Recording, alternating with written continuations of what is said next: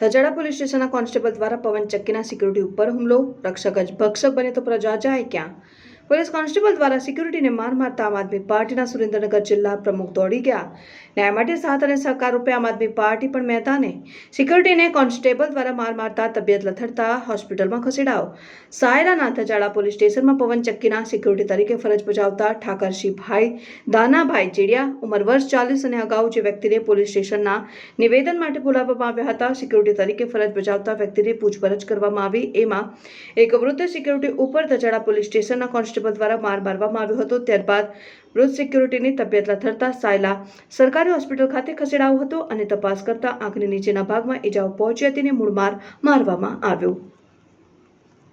વાડ જ જાણે ચીબડા ગળતી હોય એવી પરિસ્થિતિ હાલ તજાડા પોલીસ સ્ટેશન વિસ્તારમાં બની.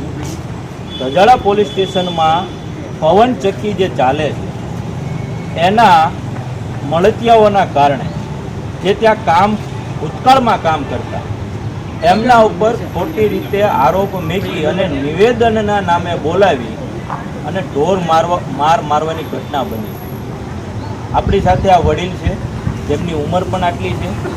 માત્ર નિવેદન લેવાના બાને આવવાથી ત્યાં કોઈ જાતની કોઈ અપશબ્દ ન બોલવા છતાં પણ એક કોન્સ્ટેબલ દ્વારા દાદાને ઢોર મારવાની ઘટના બની છે. હાલ પરિસ્થિતિ એવી થઈ છે કે એમની એવી હાલત થઈ હતી કે તેમને તાત્કાલિક અસરથી સાયલા સિવિલ હોસ્પિટલમાં દાખલ કરવા પડ્યા છે અને મૂંઢ મારવામાં આવ્યો છે તેવું એમએલસીમાં પણ જણાવવામાં આવ્યું.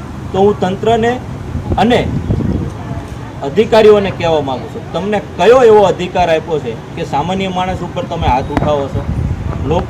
લોકો મજૂરી કરતા વ્યક્તિઓ છે.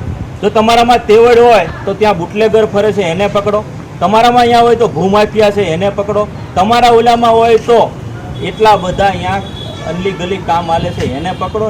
સામાન્ય માણસને પકડીને શું કામ છે? અને પવનચક્કીવાળા ક્યાં તમારા કોઈના ઘરના હતા અને તમે આવા સામાન્ય માણસના? આજથી 8 દિવસ પહેલાં મેં તમને ખેડૂતની અરજી આપી છે કે અહીંયા અઢળક ટન રાસાયણિક ડુપ્લિકેટ ખાતર અહીંયા દેવાઈ ગયું છે અને એના કારણે ખેડૂતોને કરોડોનું નુકસાન થયું છે. તમે એના ઉપર શું એક્શન લીધી? એના ઉપર એક્શન એટલા માટે તમે નથી લેતા કે એ કિસ્સો ખેડૂતનો છે. ખેડૂત તમને બાપડાઓ કંઈ દેવાના નથી એટલા માટે તમે આ રીતે કરો છો. પણ સમજી લેજો કે આ સામાન્ય માણસ છે, એને ન્યાય અપાવવા માટે અમે ઊભા છીએ. તમારી દાદાગીરી ક્યારેય ચાલશે નહીં.